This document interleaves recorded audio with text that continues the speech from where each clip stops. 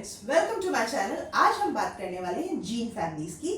पिछले हमारे वीडियो में हमने बात की थी जीन डुप्लीकेशन की, कैसे जीन डुप्लीकेट होते हैं, आइडेंटिकल जीन बनते हैं। और आज हम बात करने वाले हैं उसी से रिलेटेड एक टॉपिक, जीन फैमिली। तो चलते हैं कई मिलियन साल पहले, ठीक है।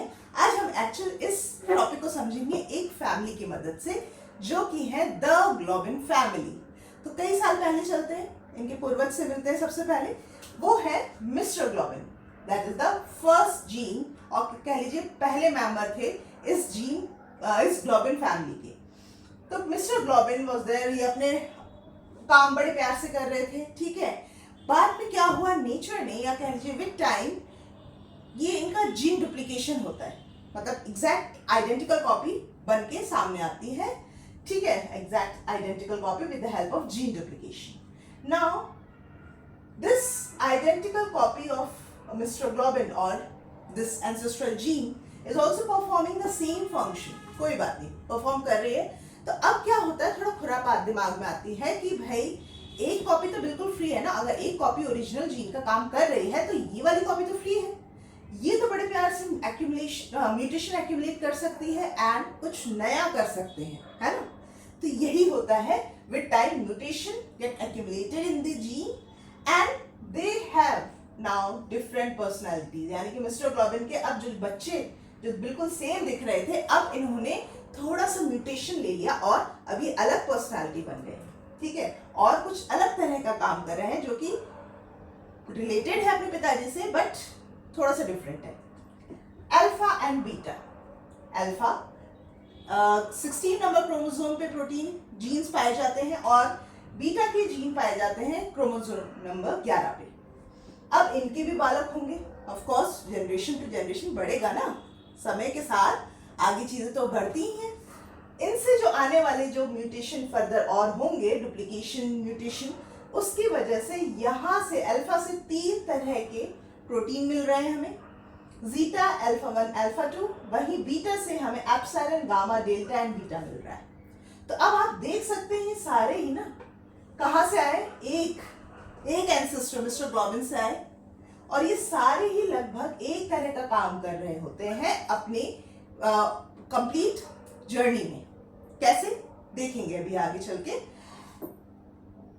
ये एक फ्लो डायग्राम और मैंने बनाया है, जो कि थोड़ा सा मिस्टर ग्लोबिन की फैमिली से ही मैच करता हुआ है।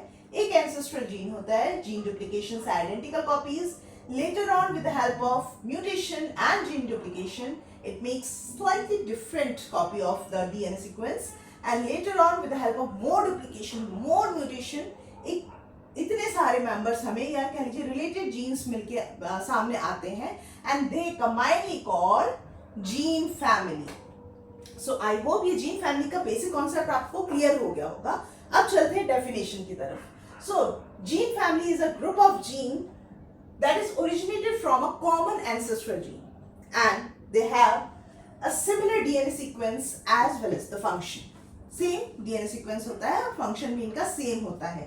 क्या ये जीन फैमिली इंपॉर्टेंट है? तो जी हाँ, ये बिल्कुल इंपॉर्टेंट है, because they provide the raw material for evolution। कुछ एक मेंबर्स में ओरिजिनल फंक्शन ही रहता है, लेकिन जो मेंबर्स म्यूटेट कर जाते हैं या कह लीजिए डेवलप कर जाते हैं थोड़ा सा, तो उनमें as per the need of the evolution of the life of the time, they acquire some new function, है ना। तो accordingly they perform, they help organism to adapt as per new needs। So this is how, and that's why the gene family is important।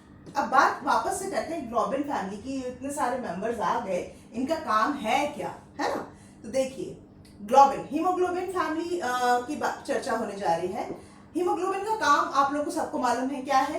Oxygen carry करना हमारे blood में, है ना। अब अगर हम एम्ब्रियोनिक फेज से लेके डेथ तक की बात करें, एम्ब्रियोनिक फेज से लेके डेथ तक की बात करें, हमारी ऑक्सीजन की रिक्वायरमेंट ना वेरी करती है, एग्जैक्टली वेरी करती है एम्ब्रियोनिक फेज में। इसीलिए जीटा 2 और एप्सिलॉन 2, ये दो चेन्स मिलके हीमोग्लोबिन बनाते हैं। कब? एम्ब्रियोनिक फेज में जब हम होते हैं। फीटल फेज में यही टेट्रा मॉलिक्यूल जो है, टेट्रामर जो हीमोग्लोबिन मॉलिक्यूल है HbF, वो अल्फा 2 और गामा 2 चेन से मिलके बनता है। जब हमारा जन्म होता है till death 95 to 98% oxygen is carrying by HbA, which is made up with alpha 2 and beta 2, while just 2 to 3% of oxygen is carried by the HbA2, that is made up with the alpha 2 and delta 2 chain. So यहाँ देखिए लगभग सारी ही chain, ये सारे के सारे एक ही प्रकार का काम कर रहे हैं, सिमिलर फंक्शन कर रहे हैं. So that's why, and this is how they are related to each other and they make a gene family, है ना. एक से ही उत्पन्न हुए और सारे के सारे रिलेटेड हैं. तो अब क्वेश्चन अगला ये आना चाहिए आप लोगों के दिमाग में, तो क्या सारी की सारी जीन फैमिली सेम ही होती है? जी नहीं, ये अलग अलग होती है. कुछ होती है सिंपल फैमिली, कुछ होती है कॉम्प्लेक्स फैमिली. ये हम जानेंगे आगे की वीडियो में. Till then stay safe, stay blessed, bye bye.